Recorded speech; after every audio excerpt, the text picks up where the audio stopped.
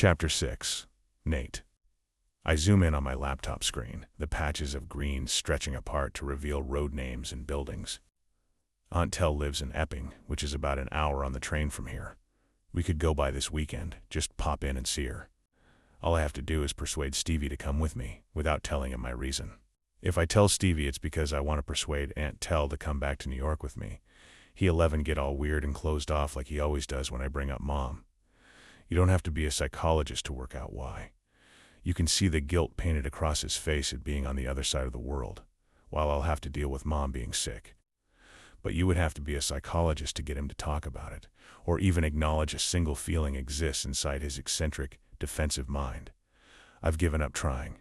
He'll come to me eventually, and if he doesn't, I'll just buy him a pint, all right? I look up and double-take Stevie as he walks into the living room. He's wearing a tank top, which is tight against his lean body, baggy joggers, and a single hoop earring.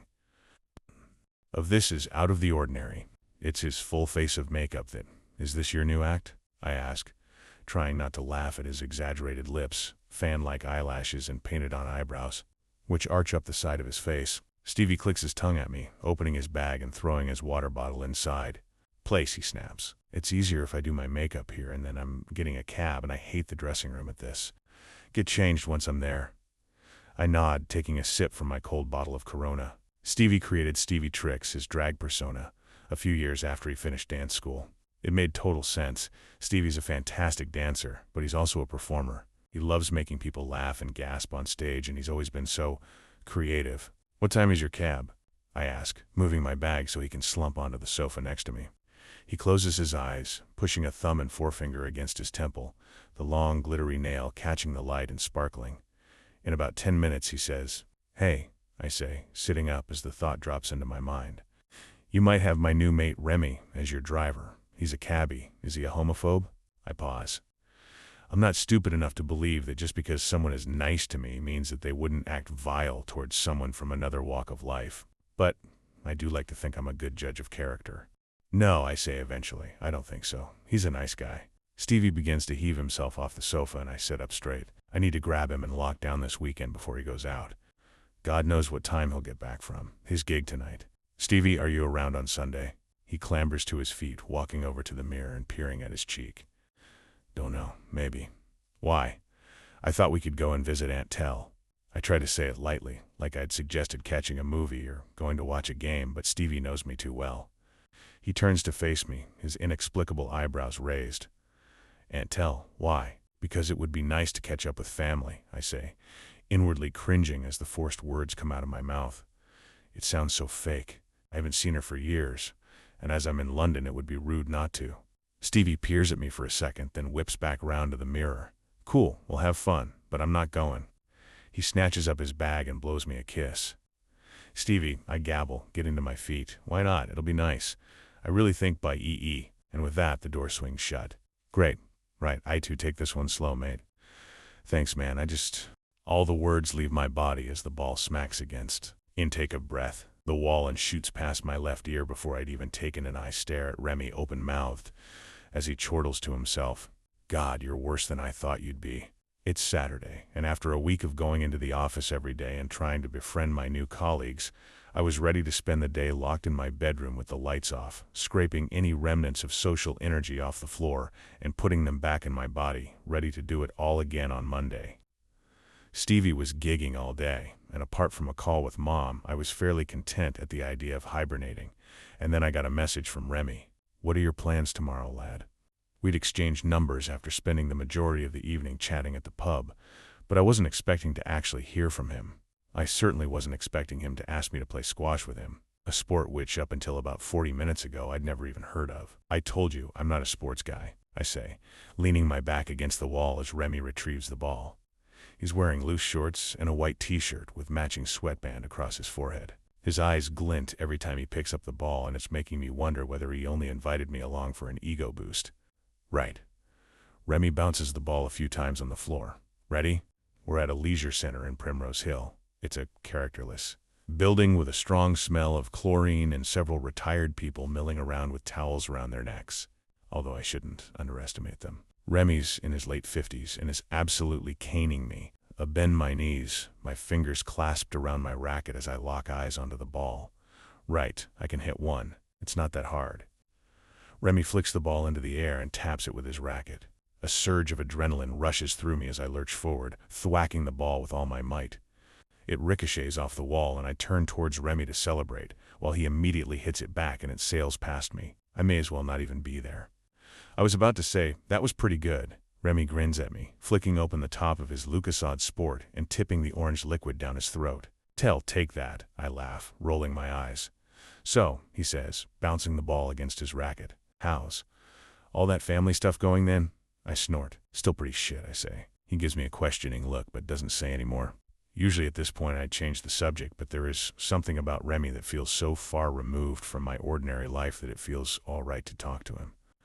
My mom isn't well, I say, dropping onto the bench as Remy starts tapping the ball to himself against the floor, much lighter than he was hammering it to me.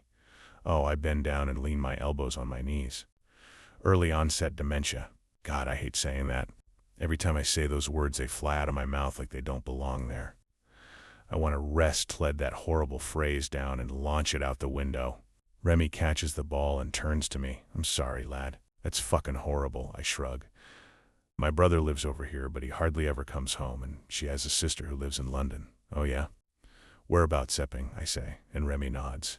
Mom has started talking about her, and I tried calling and writing to my aunt to see if she'd come home for a while and see Mom, but she ignored me. Right, Remy starts tapping the ball up and down on the floor, so I thought I'd come here to persuade her myself. It's the first time I've said my plan out loud, and, as I say it, I suddenly feel like an overly optimistic Dickens character, arriving in London with only the clothes on my back and a heart full of dreams.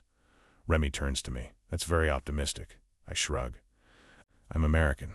Well, that can't be all you do here, he says. What are your other plans? Team not sure yet. Work, explore London, see the sights and all that. He bounces the ball in my direction.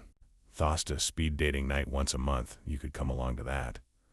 Speed dating? I say, dodging out of the way, as the ball rockets towards the wall behind my face. You old dog, Remy. He gives a sheepish smile. No, I just help run it. It helps raise money for the pub. I'll sign you up. Like you signed me up for squash, I say, getting to my feet and picking up my racket. Remy chuckles. Well, with any luck, you'll be better at dating than you are at sport. I'm about to say something cutting back when Remy hits the ball against the wall and it immediately flies past my poised racket. Remy raises his eyebrows at me, grinning, even if that's quite a low bar. Hello? I step out of the shower and tuck a towel around my hips as Stevie's voice booms through the flat. After a few more games of squash with Remy, if you can call it that, we went to a pub round the corner for a beer and a sandwich before parting ways. I decided to stroll back through Primrose Hill Park, as the crisp autumn air was refreshing against my warm, post-exercise face.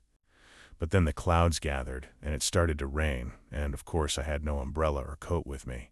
My legs would not have complied if I'd tried to break into a run after the hour or so of forced fun Remy had tricked me into. So I strolled through the rain, letting the beads of water hit my face and drip down my neck. There is something quite freeing about turning your face to the sky and letting the rain come down on you, ignoring the natural instinct to race under the nearest shelter or duck your head under your arms. By the time I got back to our hat, my skin was pale and prunushed and my hair was dripping wet. 2 small puddles surrounded my shoes when I took them off by the front door. Hi, buddy, I say, pushing the bathroom door open, which nearly takes Stevie out as he tries to slip into the kitchen whilst walking down our impressively narrow hallway. He dodges the door expertly. All right? I grab another towel and give my hair a rough rub. Stevie picked up this odd expression almost as soon as he moved to London. I tried to ignore it at first, but when he started answering almost every phone call with an all right, I had to stand my ground. Was he asking me a question or telling me he was okay? Commanding the conversation. I couldn't tell, and it was driving me mad. Anyway, I told him how ridiculous it was, but he was having none of it. Now I think he says it more on purpose just to annoy me. A rookie error on my part.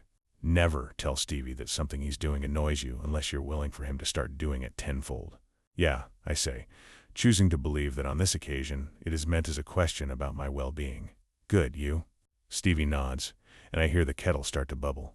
Stevie also adopted the addiction to tea when he landed in the UK 10 years ago. I head into my box room and pull a sweatshirt and pants on, then follow him into the kitchen. All good, he says, peering inside the cupboards, although we have no food in. I can get us takeout, I say, pulling out my phone. Oh, Hyle, you're here. Shall we call Mom? Stevie keeps his eyes fixed on the cupboard. What? Now? Yeah. We keep missing each other all day, and I know she'd like to hear from us both. Stevie closes the cupboard door and turns his back to me, now facing the sink. I can't. I've got some stuff I need to do. I pull a face at the back of his head. Like what? Also, he turns to me and walks out of the kitchen. I've done you a favor. NAS. Look up from the reams of delivery options on my phone. Burger, Chinese, Indian. It's just like New York. I've got us invited to a party. No thanks, I say, looking back at my phone as I follow him into the living room. I'm good. Tease tonight, Stevie is saying as if I hadn't spoken. A masquerade ball. Sounds horrible. God, that looks like a good burger. 20 pounds, though, including delivery. That feels like a lot. I really need to get to grips with how much things are supposed to cost here. I feel like I'm walking around with, hey buddy, I'm a friendly American, scam me, stapled to my forehead. Tea's basically like black tie and dresses, and then we wear a mask. Or like fancy dress, right? Event for a huge perfume or something. They've hired performers and everything. I look up at Stevie leaning against the door frame. Are you performing? He shakes his head. No, not my kind of performing. But I know one of the girls who has been booked, and she was given a load of tickets to like fill up the event. Okay, I think I'm going to have to get this burger. I don't care if it's 20 pounds and I'm being ripped off. I'm starry, and it looks great. Well, have fun, I say, plucking my bank card from the coffee table. Stevie raises his eyebrows at me. You're coming, Nathaniel. This wasn't a question, I smirk. I know Stevie is serious when he full names me. Why, I say, you know I'll hate it. Just leave me here, or 11 be fine. I'll watch sport or something. You hate sport.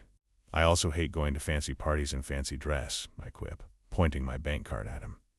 I can't leave you by yourself on a Saturday night. I'm a big boy, I say, giving a fist pump as my order goes through. Oh shit, I look up at Stevie desperately. It's not going to be here for an hour. Are you kidding me? Stevie rolls his eyes. Look, I'll sort your outfit. It'll be fun. You're not spending your second Saturday night in London sitting in this flat by yourself. Fine, I mutter, all defiant energy having left my body the moment my burger slipped out of my fingers and into standstill traffic. Great. Stevie punches my arm. I'll be back later with your outfit. Enjoy your burger. We need to leave here at 9. I go to reply when Mom's name flashes on my screen. Wait, Stevie, Mom is calling now. I call after him. Can't you just... But my words are lost as I hear the door slam and I sigh, pushing my fingers through my damp hair and answering the call. Hi, Mom. How's it going?